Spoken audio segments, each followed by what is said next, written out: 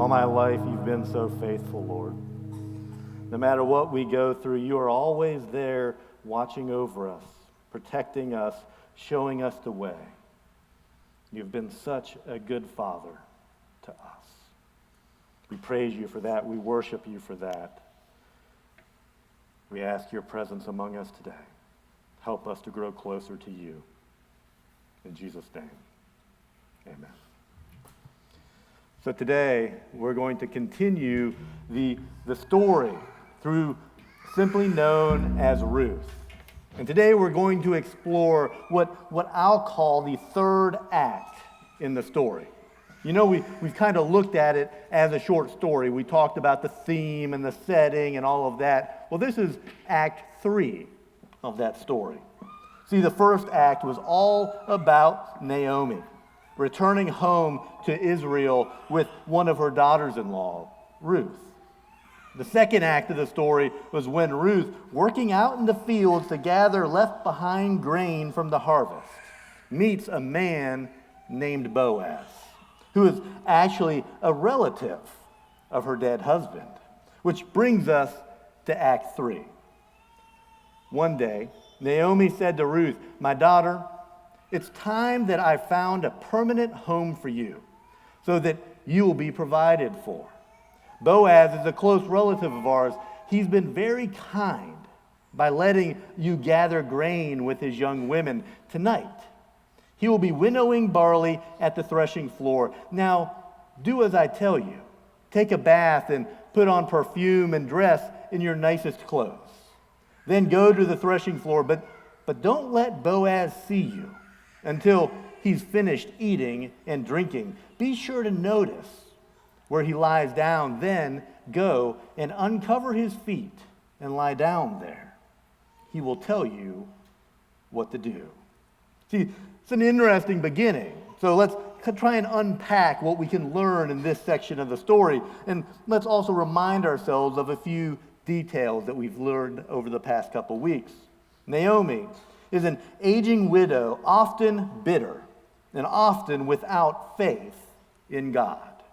Ruth, on the other hand, is a young, attractive widow who's very devout and very committed to not only Naomi, but also to God. They were in a foreign land, and now they've returned to Israel together.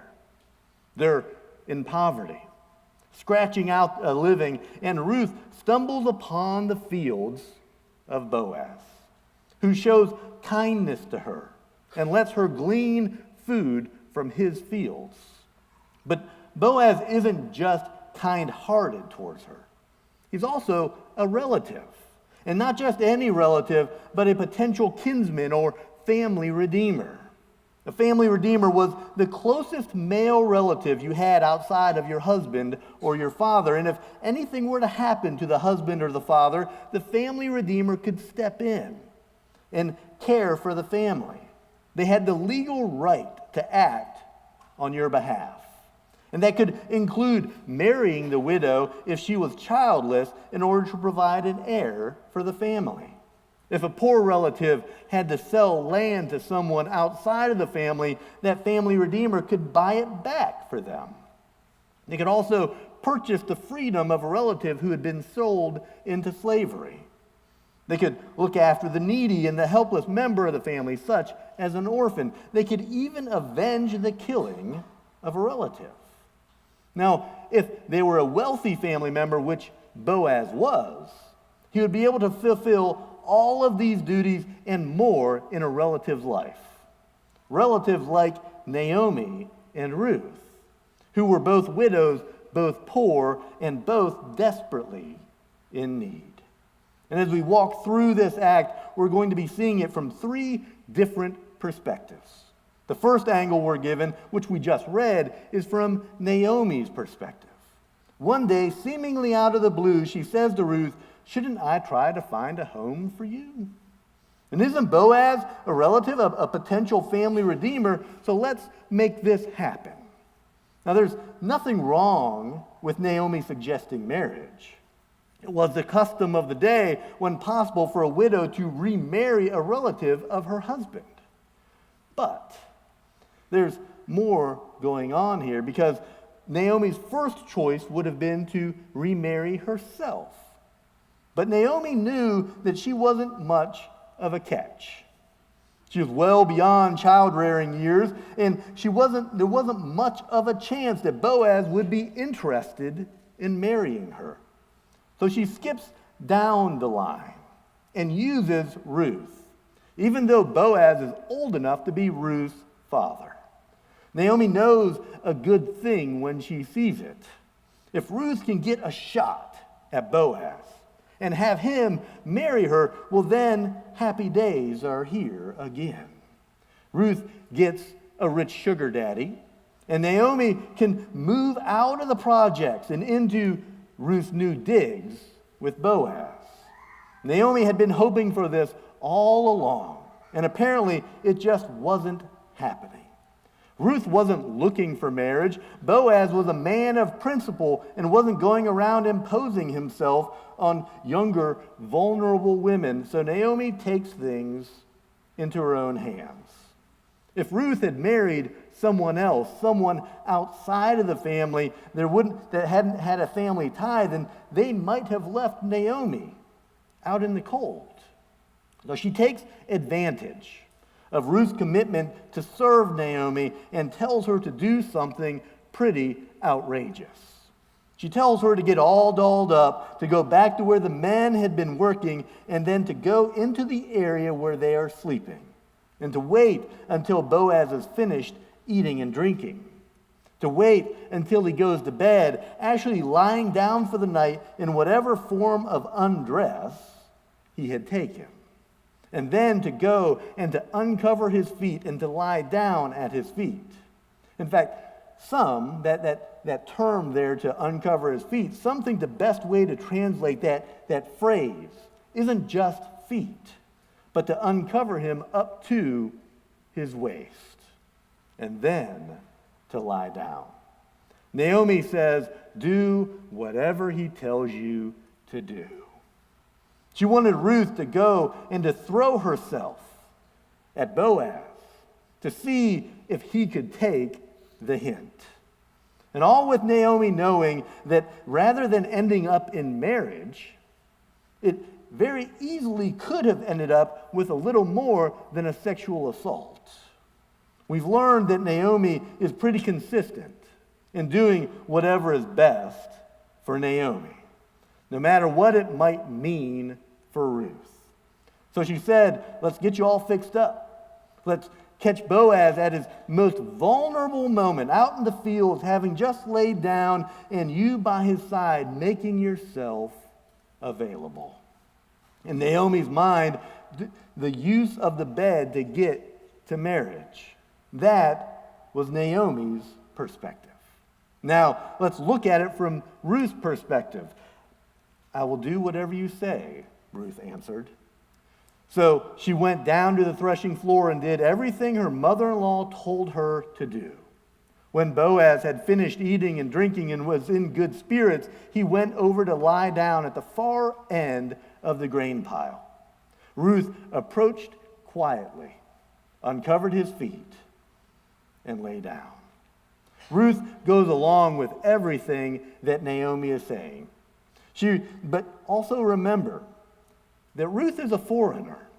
She's from Moab. She didn't know the Jewish traditions and customs and with regard to marriage and family redeemers.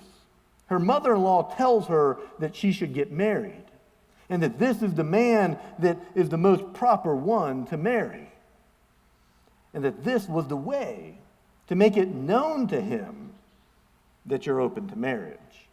So Ruth, wanting to do the right thing, even as a young woman, it meant marrying a much older man and possibly being humiliated at his rejection. She goes along with it.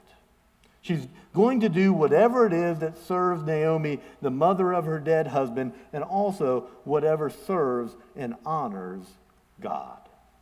She prepares herself as fully as she can.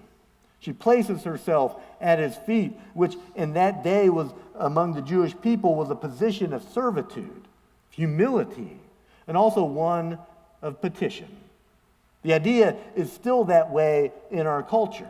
At least the phrase is.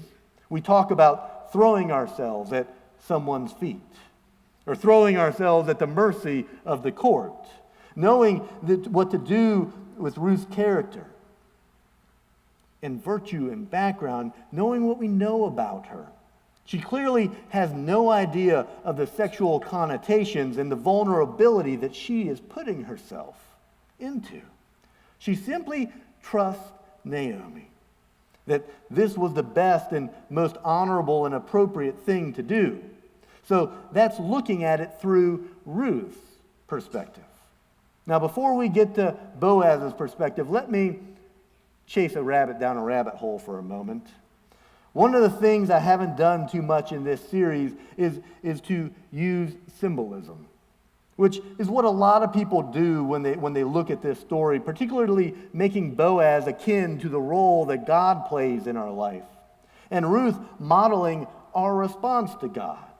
They make Ruth a symbol of something and then read into her actions a format or a process for coming to God.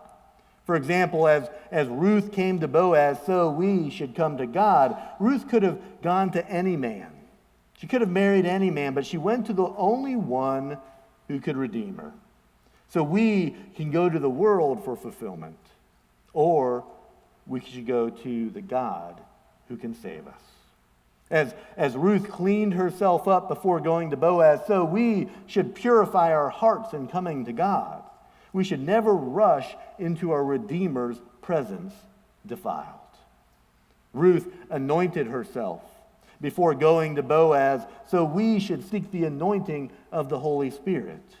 She changed clothes, and in the New Testament, salvation is pictured as changing clothes, changing our dirty garments for clean linens of white. Ruth learned how to present herself to Boaz, so we should approach God with care and humility. You see how this symbolism works, and there are some typologies that you find in the story, particularly Boaz as the family redeemer, and the way that Jesus functions as our spiritual redeemer. But the danger is that if you read so much into the story that you miss the story itself. The basic, simple teaching points that the story itself gives us independent of any symbolism. See, in literary terms, it stops being exegesis, which is the legitimate interpretation of what we're reading, and starts to become eisegesis, which is reading into the text what really isn't there to begin with. So what you want to do is to read out of the text, not read into the text. And quite frankly, this really isn't a lot of intended symbolism in this story. Parallels, maybe, but in chasing those parallels, we can often miss the forest for the trees. So while you can read Ruth that way, it's not really the first and the best way to read it, but that's enough of going down the rabbit hole. So far, we've looked at the unfolding of the events in which I'm calling Act 3 of this short story, through the perspective of Naomi and the perspective of Ruth. Now let's look at it to continue to unfold, this time through the eyes of Boaz. Around midnight, Boaz suddenly woke up and turned over and was surprised to find a woman lying at his feet. "Who are you?" he asked. He asks who she is because it's dark. And at first, he can't make out who she is. That's why Naomi had earlier told Ruth to watch where Boaz laid down, because it would be dark, and imagine the mess if she had laid down at the wrong person's feet. But it's even dicier than that. See, during the harvest season, when it came time for harvesting, you would have men working out of town and spending the night out in the fields like you have here with Boaz and his workers. And as a result, it was common for prostitutes to come out of town and to make themselves available to the men on the threshing floor. So as Boaz woke up and found a woman lying at his feet, he could have easily thought that she was a prostitute, making herself available. So you can see the risk that Ruth is in here and the risk that Naomi put her in. She could have been accused of prostitution by Boaz and rebuked and sent away. She could have been taken advantage of by Boaz in a moment of weakness, thinking that she was a prostitute and thereby treating her as one. He could have thought that it was in fact Ruth and that she was prostituting herself. This is a pivotal moment in the story. But let's keep reading and find out what happens next. After he asks who she is, she responds, "I am your servant Ruth," she replied. "Spread the corner of your covering over me, for you are my family redeemer." Let's pause here for a second.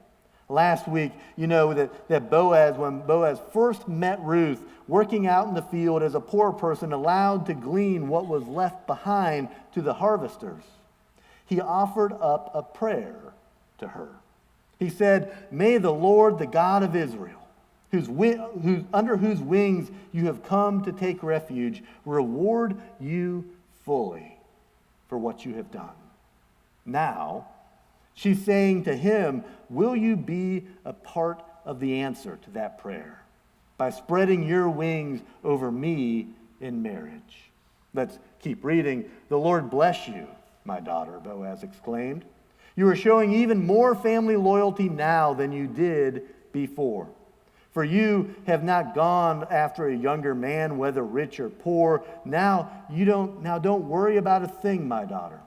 I will do what is necessary, for everyone in town knows you are a virtuous woman. But while it is true that I am one of your family redeemers, there is another man who is more closely related to you than I am. Stay here tonight, and in the morning I will talk to him. If he is willing to redeem you, very well. Let him marry you. But if he is not willing, then as surely as the Lord lives, I will redeem you myself. Now lie down here until morning." So Ruth lay at Boaz's feet until the morning. But she got up before it was light enough for people to recognize each other. For Boaz had said, "No one must know that a woman was here at the threshing floor." Then Boaz said to her, "Bring your cloak and spread it out." He measured 6 scoops of barley into the cloak and placed it on her back. Then he returned to the town. First, it speaks volumes about Ruth that when Boaz wakes up and finds her lying at his feet, and she said she was there for noble purposes, that he never doubted her. And notice how touched he was that she would come to him for marriage. He says that this kindness was greater than the first she had shown, which was a reference to Ruth's commitment to her family ties. She had been faithful to her tie to Naomi, and now she was once again showing faithfulness to the family by choosing to come to Boaz as her family redeemer, even though he was an older man. And then again, this is an indication of Ruth's beauty both inside and out. Boaz is paying her a compliment, saying that she could have had any husband that she wanted. Now you may be wondering why Boaz, so obviously admiring her and attracted to her, hadn't acted before as her family redeemer. Why hadn't he proposed marriage before this time? Well, we don't know all of the reasons. It could be that up until this moment, perhaps Ruth had been still wearing the traditional clothing of a grieving widow. And Boaz would have had the decency and the honor not to invade her season of grief in talking about marriage. But now, being told by Naomi to dress nicely, that could have meant, show him that you are no longer grieving and that you are ready to be approached to be married. It could also very much have been that he knew something that we didn't until just now, that he wasn't the closest family redeemer. He didn't have the legal right to take it upon himself to propose marriage to her. Boaz agrees to marry her if he is able and assures her that all will give their blessing to that marriage. Even though she is not from Israel, she's from Moab, and because everyone there knows her virtue. And again, we've talked about this in prior weeks, knowing how the Jews felt about Moabites. It's an astounding thing to be able to say that about Ruth, that everyone knew how virtuous she was. And then he drops something of a bombshell, that he may not be the true family redeemer. There may be another man who has the right to fulfill this duty to Ruth. So Boaz pledges to check into it, and if the man does not want to redeem Ruth, or is not able to do so, that Boaz himself will then have the right, and he will most definitely exercise that right. Boaz then invites her to stay where she is because it wouldn't have been safe for her to return home alone at night. But notice what he says. He says, "Stay here for the night." And then the next line says, "So she stayed at his feet." Both Boaz and Ruth stayed in character and exhibited their respective virtues. This never evolved into a sexual encounter. He was going to honor her virtue, even going so far as to make sure that she left before anyone would see her, so that they wouldn't think ill of her. What she was doing was highly unorthodox, and he knew that she didn't know better, but that Naomi had instructed her to do this. And he wanted to protect her from people thinking that she did this very forward, this very provocative act to try to seduce him. And if anyone suspected that there had been any sexual relationship between them, they would not have been able to have the kind of sacred marriage that he really wanted to have. Because there were laws that said if a Jewish man had relationship with a Gentile woman, and Ruth was a Gentile, before marriage, but then wanted to act as the family redeemer to her through marriage, he was prohibited from doing so. So here we see Boaz's intentions with Ruth were nothing but honorable. And again, what a contrast. You have Naomi, who would do anything at Ruth's expense to serve herself. And then you have Boaz, who would do anything at his own expense to serve Ruth. So how does Act 3 end? With Ruth going home and a very anxious Naomi waiting to hear what happens. Let's finish the story. When Ruth went back to her mother-in-law, Naomi asked, "What happened, my daughter?" Ruth told Naomi everything Boaz had done for her. And she added, "He gave me these 6 scoops of barley and said, 'Don't go back to your mother-in-law empty-handed.'" Then Naomi said to her, "Just be patient, my daughter, until we hear what happens. The man won't rest until he has settled things today." It's an interesting note here related to the original language that this is written in. That opening line, "How did it go, my daughter?" is a difficult phrase to translate. It can actually be read, "Who are you?" Which sounds odd until you realize maybe what Naomi was up to all along. She was asking, "Well, do I have a Mrs. Boaz here?" Ruth tells her everything and then gives her the gift that Boaz had sent. And when you first read about the barley earlier in this section, it seems like a little more than a gift to Ruth, so that the prospective bride would not go away without some small token of his affection and his intent. But here we read that it wasn't for her at all. It wasn't for Ruth that he gave this barley. And I don't want to read too much into this because, again, that would be kind of going from exegesis into eisegesis, but you must wonder whether Boaz knew exactly who and what he was dealing with. a virtuous Ruth and a conniving Naomi. Because Ruth gives Naomi the gift of barley and then says, Boaz didn't want me to come back to you empty-handed. Did you catch that? In other words, Boaz knows what you're up to. So here's something for you, knowing that Naomi undoubtedly sent Ruth his way and told her what to do. Now, I may be giving Boaz too much credit for being a bit on the wickedly witty side, but who knows? Or it could have just been that he was an old man who was just set up with a very pretty girl and is saying, thanks, Naomi. There's a lot more barley where that came from. Now, that's where we're left hanging this week. Until next week, where we'll dig into the final act and the end of the story. Now, we don't know whether Boaz will be able to redeem her, or whether Ruth will be thrown into the house of another man. All we know is that Ruth went to Boaz in the middle of the night at Naomi's directive, and the plot has thickened. And there are some important points in all of this for us to think about for each of our own individual lives. How often, like Naomi, have we been willing to put someone else in danger, or to put someone into a compromising situation, or to be used in some form or fashion, often without them even knowing it, just to further ourselves? How often do we manipulate events and situations to benefit ourselves without really caring about how it will impact someone else? Now think about Ruth.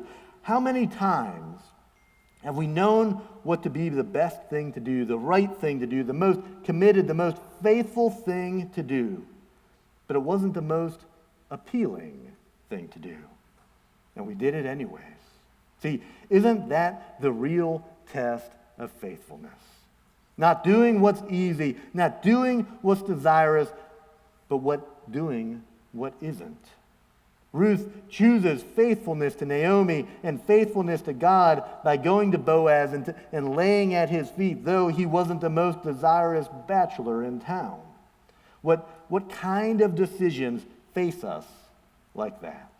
And then think about Boaz. What situations do we find ourselves in where we're called to be people of character, people of virtue, when we hold the upper hand? See, character isn't tested in the light of the day. Character is tested in the dark of the night. It's tested when no one else is looking, when you can get away with it, when you hold the power and you can do something, but you don't. Do we pass? Or maybe the better question is, would we pass the Boaz test? See, integrity is who we are when no one else is looking. There's a lot to reflect on here, a lot to learn from. Today, I want to end by asking, we all saw 3 young women make a decision to follow Jesus this morning. Stepping forward, making a public commitment, a public decision to follow Jesus. And I don't know whether there's anyone else here who might want to make that decision, who might want to commit their lives to following Jesus. So during this last song, I'm just going to sit here on the steps, and I'm going to be praying. And I've asked Celeste, and I didn't ask any other elders why I said that. So if you're one of the other elders, if they'll come up, you can see either Celeste or whoever that other elder that comes up is, and talk to them. If you want to make that decision today to commit your life to Jesus and to be baptized, come forward during